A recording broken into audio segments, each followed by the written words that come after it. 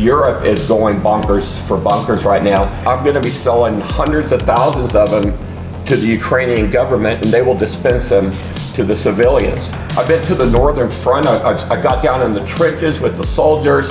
It's ironic, I make bomb shelters, and it's the first time I've ever had to go into a bomb shelter.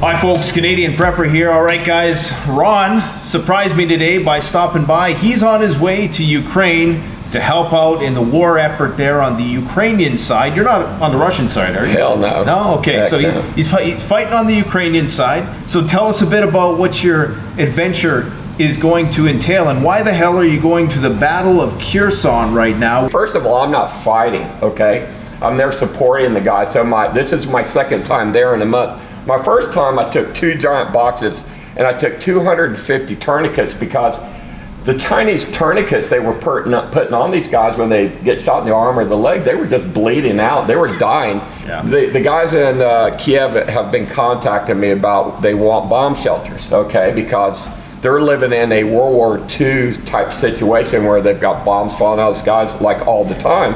And while I was there, I actually had to go in air raid because the alarms go off and you go into the bomb shelter. So it's ironic, I make bomb shelters, and it's the first time I've ever had to go into a bomb shelter. So I made a couple videos about it, but you know, I was kind of laughing. It's like, this is kind of boring. So that's what I like about my bunkers. At least you got a big screen TV, but these bunkers were just like big giant concrete coffins in the ground, and you just sit there and hope the bombs don't fall on you.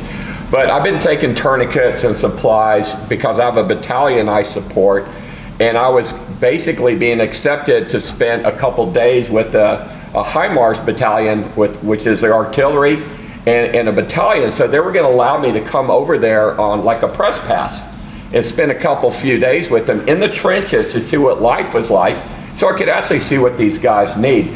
Then the offensive broke out on Monday, the Battle for Kherson, and it is the first Ukrainian offensive, okay? So I bought a ticket last minute, said, look, I'm going, I'm taking my supplies, I'm flying to England, and then I go England to Moldova, which is a small country down there by Crimea, and I'll get to Odessa, and then I'm going to probably get as close as Mykolaiv or whatever it's called, but it's a city that's got blown up. But I'm going to get to the battle, but not to the front line, but I will be on the battle, and I'll be filming it. And I'll be there, but I don't want to get killed, okay? I'm not that crazy, but I want to see it, I want to experience. And the main reason I'm in Ukraine is Europe is going bonkers for bunkers right now, and they want ideas and concepts. So I'm actually going there and licensing Atlas's brand and name to factories in, I've got one in Athens, I got one in Spain, I've got like 3 in Ukraine, I got the one in Poland that's already going. And when I get there, I'll be filming the first bunkers coming out of my Polish factory. My first bunkers in Poland are done. But so you're building bunkers there that are tailored towards combat more so than just fallout and stuff like that? Well, you know, I'm known for making luxury bomb shelters, the kind that you go down there and they feel like a house. Yeah. I never thought World War II style bunkers like the Anderson bunker, which England supplied 3.6 million Anderson bunkers to the civilian population during World War II because the Germans were bombing England and London. So it was some corrugated galvanized tin, and they would drop it off, and you'd have to assemble it like a kit, and you'd bury it about 3 feet in the ground, and it would stick up about 3 feet out of the ground. It was just a little arch thing about 6 feet wide and about 8 feet long. And you would take the family out there and you would cover it with sandbags, and it saved hundreds of thousands of lives.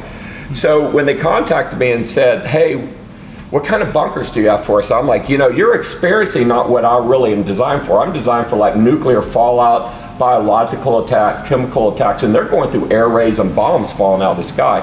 So I'm thinking, it's like, you know what? I mean, it worked in World War II, it will work again. So I'm going back to see the first rebuilt Anderson shelters since World War II. So I got a factory, they started making the prototypes. So I'm going back to Kiev to see my prototypes for the Anderson shelters. Then I'm gonna be selling hundreds of thousands of them to the Ukrainian government, and they will dispense them to the civilians. And then I've got other bunkers I'm doing, but it's a different market than what we have here in America, because I'm tailored towards building luxury bomb shelters that look like gun rooms. People don't really know what they need yet, because we're still in this kind of fantasy land with prepping where we're not right in a war.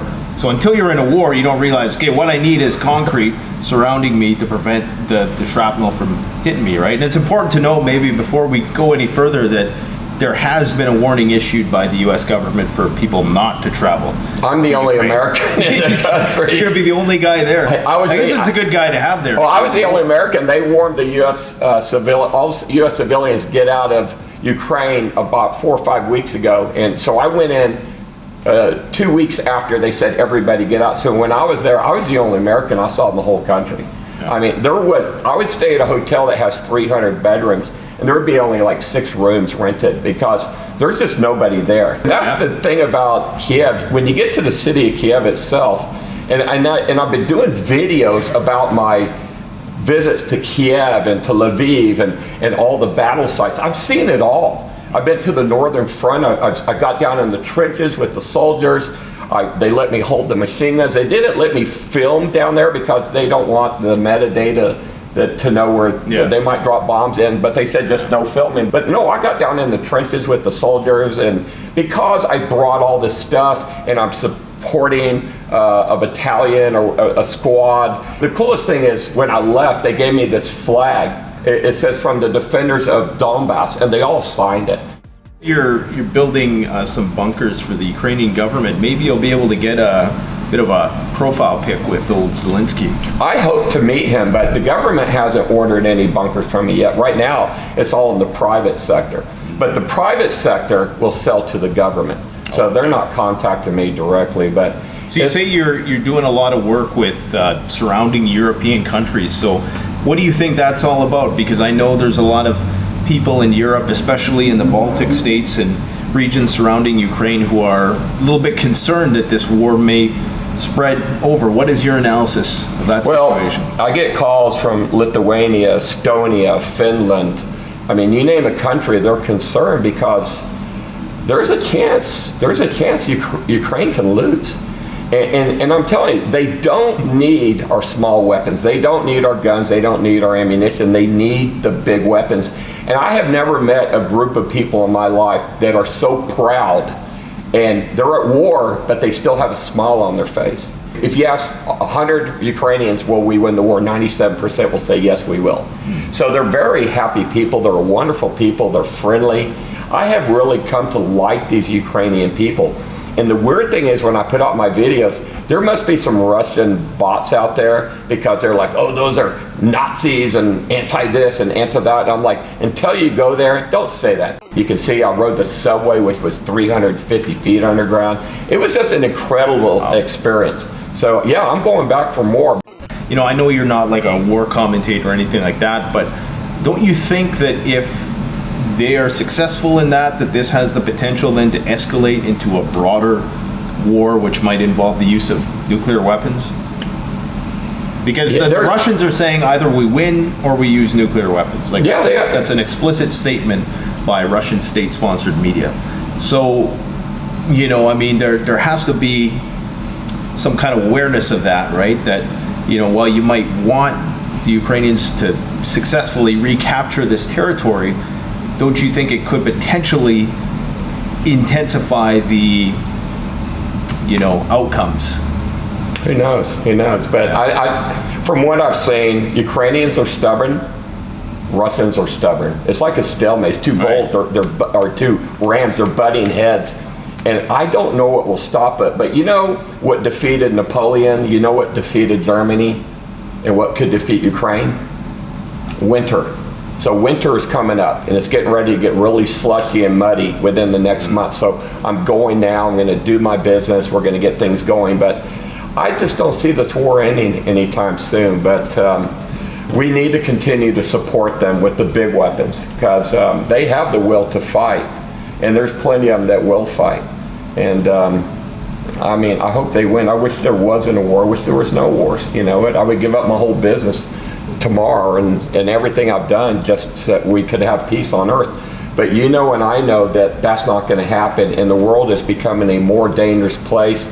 And this is why my phone rings more people are getting bunkers. My plan for the future is the safe seller, building houses, putting bunkers underneath them, turning them into man caves, to prepper rooms, to gun rooms, wine cellars, whatever you want. And if the shit ever hits the fan, you can go down there, you can close that door and turn on the air system, and you got you a certified nuclear fallout shelter, and then pray we never need it. But that's what my business is all about. People, I was filming yesterday with a German television crew, and they're like, are you a fearmonger? Do you like this war? I was like, no, my business was built on building safe cellars for new houses. My business is based upon people building more houses. If we have a war, that's it. There's no more imports from China. You're not going to get a lot of stuff from a lot of places. It's over with. I don't want a war. I want peace. It's just how things are in the world, you know, and I don't see it changing. It's getting worse. So how are the prices of the materials that you're using to build the bunkers? Have they stabilized a bit? Have they come down? Because I know last time you were here, you said that they were up by a couple 100% for steel. No, the price is quadrupled. Yeah. Steel was 30 cents a pound 2 years ago. 6 months ago, it was $1.25 a pound for the plate that I used to make the walls and the floors of the bunkers. It's come down to 98 cents a pound. So yeah, it's come down about 20%, but it's not, I don't think it's ever going to come down to the way it was. But if we go into a recession, and I see it happening now, because now people are actually lowering the prices on their houses. So I see us possibly going into a recession very soon. Even gas is down to $3 a gallon in the US. So what do you think might happen to your industry, or how would your industry be impacted if a war broke out between China and Taiwan and there were sanctions put on the Chinese? I'm not, okay, first of all, I haven't had Chinese steel in years because there is no Chinese imports. And that $40,000 bunker I told them we were producing, we started producing it. We finally got the steel in, and we're actually producing them. Yeah. First one's going in my backyard. Well, no, you're going to get a bigger bunker. I'm going to pay you something. But, you know, 40,000, you got the Swiss air system, you got the gas-tight door, you got the bulletproof hatch. It's just the bunker's really small. It's 8 feet by 10 feet. But it will do the same job as a big one. It's just like, one's like being locked in a closet, and the other one's like being locked in your bedroom or a whole house. You know, I'll take whatever I can get. But hopefully we never have to use it up here in Saskatchewan. But you just never know, right? If you want to learn about bunker building, it's a fascinating area. Just, you know, go and learn about how they're built and all that stuff. We did a lot of interviews. Go check out Ron's channel. Go to my YouTube channel, Atlas Survival Shelters YouTube, or atlassurvivalshelters.com. And make sure you tell them that Canadian Prepper sent you, so I get my commission on the bunkers. I'll tell you, if you say Canadian Prepper sent you, I'll give you $1,000 off that new $40,000 bunker. There you go. Can't go wrong with that, guys. All right. Go check it out. Thanks for coming out, man. Don't die on us. Try not to, guys. Pray for me. Okay. Because I need that bunker. The best way to support this channel is to support yourself by gearing up at CanadianPreparedness.com, where you'll find high-quality survival gear at the best prices, no junk, and no gimmicks. Use discount code PREPPINGGEAR for 10% off. Don't forget, the strong survive, but the prepared thrive. Stay safe.